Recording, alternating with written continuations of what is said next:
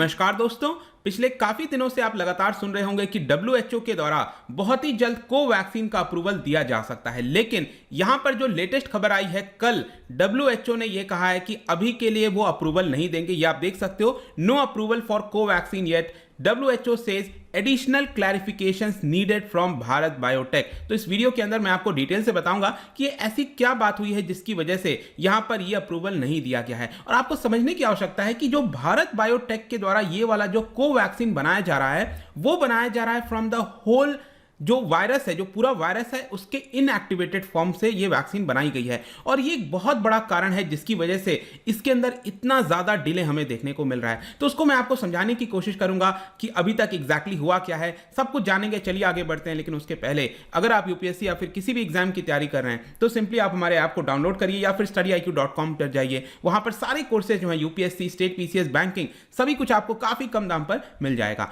चलिए देखते हैं एग्जैक्टली हो क्या रहा है यहां पर। जैसा कि मैंने आपको बताया, डब्ल्यूएचओ ने ट्यूसडे को यहां पर कहा है कि एडिशनल क्लैरिफिकेशन चाहिए from the company Bharat biotech, जो इसको बना रही है, for a final risk assessment before recommending for emergency use. ध्यान रखना है, अभी के लिए जितने भी वैक्सीन पूरे विश्व भर के अंदर जितने भी वैक्सीन अप्रूव हुए हैं वो सभी इमरजेंसी यूज के लिए हैं। क्योंकि वैक्सीन को अप्रूव करने के लिए जो एक्चुअल अप्रूवल होता है उसमें 5 साल 7 साल काफी लंबा समय हो जाता है। लेकिन क्योंकि अभी इमरजेंसी का समय है, इसलिए सभी वैक्सीन को इमरजेंसी यूज के लिए अप्रूवल दिया जा रहा है। जैसा कि आपको पता होगा कि ये जो कोवैक्सीन है, इसको डेवलप किया गया है by Bharat Biotech in collaboration with ICMR, और ये भारत का पहला इंडिजिनस वैक्सीन आप कह सकते हो। और इसका अप्रूवल, इसको लगाने का जो अप्रूवल है, वो ऑलरेडी CDSCO के द्वारा 3 जनवरी को दे दिया गया था। और आपको पता है आज के डेट में मिलियंस ऑफ पीपल को जो कोवैक्सीन है वो लगाया गया है।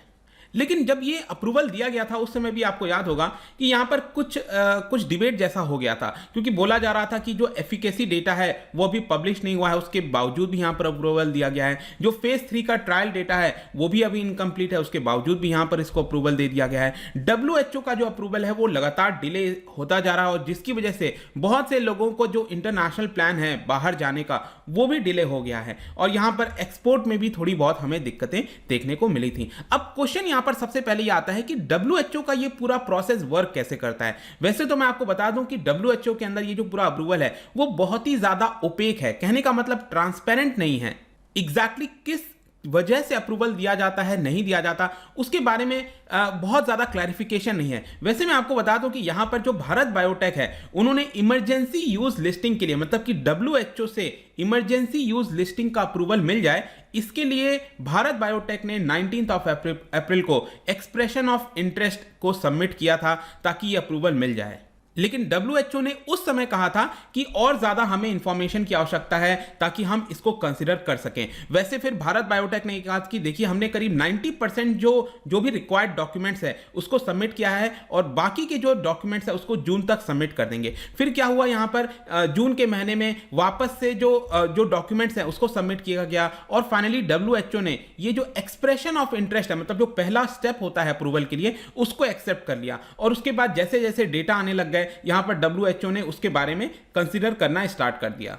और भारत बायोटेक ने, अगर आप देखोगे तो 9 जुलाई को यह बोला था कि जितने भी डॉक्यूमेंट्स होते हैं यहां पर अप्रूवल के लिए उसको हमने सबमिट कर दिया है। उसके बाद देखिए क्या होता है कि जो डब्ल्यूएचओ का पैनल है वो फर्स्ट वीक ऑफ सितंबर में मिलता है, और ऐसा बताया जा रहा था कि जो मिड ऑफ सितंबर है, मतलब 15-20 सितंबर तक यहां पर जो अप्रूवल है, उसका जो डिसीजन है वो आ जाएगा। और लेकिन उसके बावजूद भी क्या होता रहा कि इसको लेकर डिले होता रहा, कोई जो अप्रूवल वगैरह जो आना था वो नहीं आ पा रहा था। तो भारत बायोटेक और जो भारत की हेल्थ मिनिस्ट्री है उनका बार बार यहां पर यह कहना था कि देखिए, वैक्सीन के साथ कोई प्रॉब्लम नहीं है, ये जस्ट एक प्रकार का प्रोसीजरल डिले है, उसकी वजह से हमें यहां पर थोड़ी सी डिले देखने को मिल रही है। लेकिन क्वेश्चन अब यह आता है कि ऑलरेडी अब अक्टूबर आ चुका है, अक्टूबर का महीना खत्म होने वाला है, उसके बावजूद भी यहां पर क्यों डिले हो रहा है। तो जैसा कि मैंने आपको सबसे पहले बताया कि डब्ल्यूएचओ के अंदर ये सारी जो चीजें कंसीडर की जाती हैं it is by strategic advisory group of expert जो कि इम्यूनाइजेशन के ऊपर ध्यान देती है। तो इनका जो प्रोसीडिंग्स है ना वो बहुत ही ज्यादा ओपेक है, मतलब कि ट्रांसपेरेंट नहीं है, चीजें एग्जैक्टली वर्क कैसे करती हैं वो नहीं हो पाता। लेकिन यहां पर जो मेन इशू ये होता है, it is related to good manufacturing practices. कहने का मतलब ये है कि अगर कोवैक्सीन को अप्रूवल लेना है तो यहां पर जिस प्रकार से उसकी मैन्युफैक्चरिंग की जाती है, मतलब कि हर एक चीज का ध्यान रखना, जो गुड मैन्युफैक्चरिंग प्रैक्टिसेस होते हैं और इसके अलावा जो क्वालिटी मैनेजमेंट सिस्टम होता है, वो मेन इशू हो सकता है, आप कह सकते हो, जिसकी वजह से हमें यहां पर डिले देखने को मिल रहा है। Submissions made by vaccine manufacturers are strictly confidential, और जैसा मैंने बताया कि इसके बारे में तभी जानकारी दी जाती है जब इसका जो प्री क्वालिफिकेशन है वो अप्रूव कर दिया जाता है। और बेसिकली जो WHO है वो यहां पर ये देखता है कि जो डॉक्यूमेंट सबमिट किए गए हैं वो किस क्वालिटी के हैं। कहने का मतलब है कि जो भारत बायोटेक इतने सारे डॉक्यूमेंट्स लगातार सबमिट कर रहा है WHO के अंदर कि हमें अप्रूवल यहां पर मिल जाए, तो वो डॉक्यूमेंट्स किस क्वालिटी के हैं और उसको मैच किया जाता है WHO के क्राइटेरिया के साथ, और तब जाकर देखा जाता है कि क्या ये अप्रूवल के लायक है कि नहीं है। देखिए यहां पर जो भारत बायोटेक और जो ICMR है उनका ये कहना है कि देखिए ऑलरेडी जहां तक इसके एफिकेसी की बात है और सेफ्टी की बात है, इसको लेकर ऑलरेडी डजन्स ऑफ पब्लिकेशंस यहां पर निकल चुके हैं विश्व भर में कि ये सेफ है और इसकी एफिकेसी भी काफी ज्यादा अच्छी है बाकी वैक्सीन के मुकाबले। लेकिन जो एक्सपर्ट्स हैं उनका ये कहना है कि देखिए इसके अंदर डिले इसलिए हो रहा है mainly because of companies data on manufacturing and clinical performance that is required. अब मैं आपको थोड़ा सा इसके अंदर समझाना चाहता हूं कि एग्जैक्टली ये डिले इसका मतलब क्या है। मतलब companies data on manufacturing and clinical performance, मतलब कि क्या जो भारत बायोटेक जो डेटा सबमिट कर रहा है क्या वो अभी भी इनकम्प्लीट है। देखो प्रॉब्लम क्या है ना कि भारत बायोटेक के द्वारा ये जो कोवैक्सीन बनाया गया है ये इनएक्टिवेटेड वैक्सीन है। कहने का मतलब है कि अभी अगर आप देखोगे, अभी तक आप देखोगे तो भारत बायोटेक के द्वारा पहले भी बहुत सारे वैक्सीन बनाए गए हैं, जिसमें मैं आपको बता दूं 3 वैक्सीन ऐसे हैं जिसको WHO के द्वारा खुद अप्रूवल दिया गया है। जैसे टाइप बार हो गया जो कि टाइफॉइड के लिए काम आता है, रोटावैक वैक्सीन हो गया ये भी भारत बायोटेक ने बनाया है, बाई पोलियो हो गया ये भी भारत बायोटेक ने बनाया है। लेकिन ये तीनों वैक्सीन अगर आप देखोगे ना, they are not inactivated virus vaccine. मैं बार बार इसके ऊपर फोकस कर रहा हूं क्योंकि ये काफी इंपॉर्टेंट है। इनफैक्ट भारत बायोटेक के द्वारा अभी तक करीब 6 ऐसे वैक्सीन हैं जो कि इनएक्टिवेटेड वैक्सीन हैं, लेकिन उनमें से किसी भी वैक्सीन को अभी तक WHO के द्वारा अप्रूवल नहीं दिया गया है। और ये एक कारण है जिसकी वजह से कोवैक्सीन भी जो है it is made from whole virus inactivated vaccine. जो पूरा वायरस होता है ना कोरोना वायरस, उसका पूरा फॉर्म ही एक तरह से वैक्सीन के अंदर डाला गया है, लेकिन जाहिर सी बात है ये इनएक्टिवेटेड फॉर्म में डाला गया है। मतलब कि जब बॉडी के अंदर वो वैक्सीन जाता है हमारे, तो वायरस मल्टीप्लाई नहीं होगा, क्योंकि अगर इनएक्टिवेट आप अच्छे से नहीं करोगे तो वो मल्टीप्लाई हो सकता है।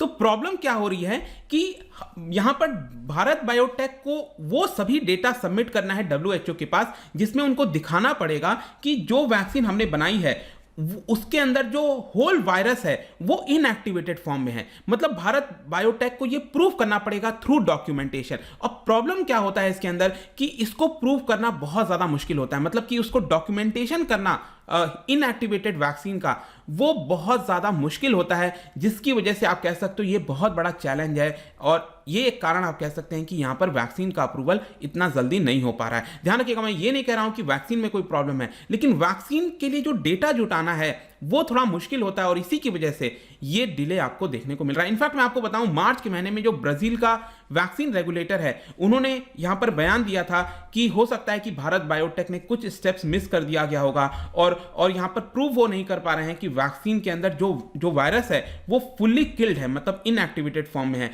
मतलब उनको प्रूव करना पड़ेगा कि जब वैक्सीन हमारे बॉडी के अंदर जा रहा है तो वायरस मल्टीप्लाई नहीं होगा। जाहिर सी बात है ना कि आपको किल करके वायरस को हमारे बॉडी के अंदर भेजना है। अगर आप एक्टिव फॉर्म में भेज दोगे तब तो दिक्कत ही हो जाएगी। एक प्रकार से आपने कोरोना वायरस को ही हमारे बॉडी में भेज दिया। लेकिन इसके अलावा मैं आपको बताऊं कि इसके ऊपर इतना ज्यादा फोकस क्यों किया जाता है, क्योंकि अगर आप बाकी वैक्सीन देखोगे जैसे कोविशील्ड हो गया, राइट, कोविशील्ड आप देखिए अभी तक WHO के द्वारा यहां पर जो ऑक्सफोर्ड एस्ट्राजेनेका वाला कोविशील्ड है ये अप्रूवल हो गया है, सिनोफार्म हो गया है, सिनोवैक हो गया, ये दोनों चाइना के हैं। इसके अलावा Johnson and Johnson, Pfizer, Moderna, यही वैक्सीन अभी तक अप्रूव किए गए हैं। और ज्यादातर इसमें वैक्सीन आप देखोगे लगभग सभी जो है वो इनएक्टिवेटेड फॉर्म में नहीं है, वो कहीं ना कहीं जैसे एडेनो वायरस हो गया जो चिंपैंजी में पाया जाता है के फॉर्म में चेंज करके ये वो वैक्सीन बनाई गई हैं। लेकिन कोवैक्सीन क्या है, ये आपका होल कोरोना वायरस का ही फॉर्म है, एक प्रकार से आप कह सकते हो। लेकिन क्वेश्चन यहां पर ये आता है कि इसके ऊपर इतना ज्यादा फोकस क्यों किया जाता है, ये इनएक्टिवेटेड वाले जो वैक्सीन होते हैं इसके ऊपर इतना स्ट्रिंजेंट क्राइटेरिया क्यों है। ये मैं आपको बताऊं तो इसका मेन कारण है कि 1955 में जब इनएक्टिवेटेड पोलियो वैक्सीन बनाया जा रहा था तो उस समय एक एक्सीडेंट हो गया था। बेसिकली अगर आप देखो तो यूएस के अंदर 5 ऐसी कंपनीज हैं जिन्होंने पोलियो का इनएक्टिवेटेड वैक्सीन बनाया था।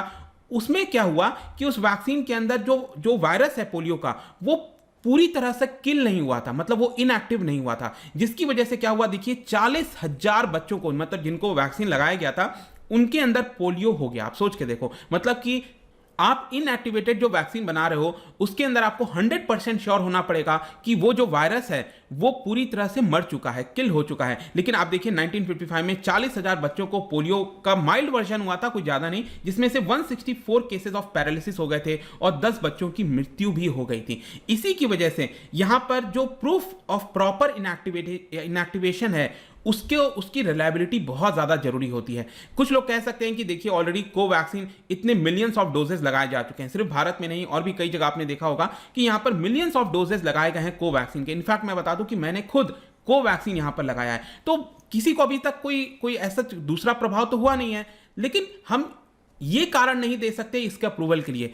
WHO का जो अप्रूवल है वो तभी आएगा जब उनको प्रॉपर तरीके से पूरा डॉक्यूमेंटेशन मिल जाएगा। और मैंने आपको पहले ही बताया कि इनएक्टिवेशन का जो पूरा डॉक्यूमेंटेशन है उसको जुटाने में बहुत समय लग जाता है, इतना आसान नहीं होता उसको जुटाना, और इसी की वजह से आप कह सकते हैं कि ये पूरा आपको डिले देखने को मिल रहा है। आई होप कि अब हर एक चीज आपके मन में क्लियर हो गई होगी कि एग्जैक्टली चल क्या रहा है। फाइनली यहां पर WHO का क्या कहना है। देखिए WHO ये कह रहा है कि हमारी जो इंडिपेंडेंट एडवाइजरी ग्रुप है जिसका नाम है technical advisory group for emergency use listing, उन्होंने 26 अक्टूबर को उनके बीच में मीटिंग हुआ और उन्होंने यही कहा कि भारत बायोटेक से हमें फर्दर एडिशनल क्लैरिफिकेशन की आवश्यकता है और हो सकता है एंड ऑफ दिस वीक यहां पर जो भारत बायोटेक है वो जो भी क्लैरिफिकेशन वगैरह देना है, एक्स्ट्रा डॉक्यूमेंटेशन देना है, वो यहां पर दे देगा और फाइनली 3 नवंबर को वापस से रिस्क बेनिफिट असेसमेंट हो सकता है और मे भी हो सकता है कि तब इसका अप्रूवल मिल जाए। बट आई होप कि अभी आपको समझ में आ गया होगा कि क्यों WHO ने कोवैक्सीन को अप्रूवल नहीं दिया है। ये आपके लिए जानना बहुत जरूरी था। और जानने से पहले यहां पर एक इंटरेस्टिंग क्वेश्चन, यहां पर बायोलॉजी वगैरह की हम बात करें तो क्या आप बता सकते हो plants receive there nutrients mainly from what. जो प्लांट्स हैं न्यूट्रिएंट्स उनको कहां से रिसीव होता है, इसका राइट आंसर आपको पता ही है, मेरे इंस्टाग्राम पर तो मिलेगा ही। वहां पर अगर आप नहीं हो कोई बात नहीं, आप टेलीग्राम से भी ले सकते हैं इसका सही उत्तर। मैं कई सारे MCQs यहां पर डालता रहता हूं स्टोरीज के फॉर्म में, आप जाकर प्ले कर सकते हो। बाकी अगर आपको PDF चाहिए तो यहां पर टेलीग्राम पर आइए, अलग अलग सोशल मीडिया पर भी आप जुड़ सकते हैं। साथ ही साथ UPSC या फिर किसी भी एग्जाम की तैयारी कर रहे हैं तो सिंपली आप हमारे ऐप को डाउनलोड कर लीजिए। आई होप कि वीडियो आपको पसंद आया होगा। मिलता हूं next time, till then thank you very much, see you soon.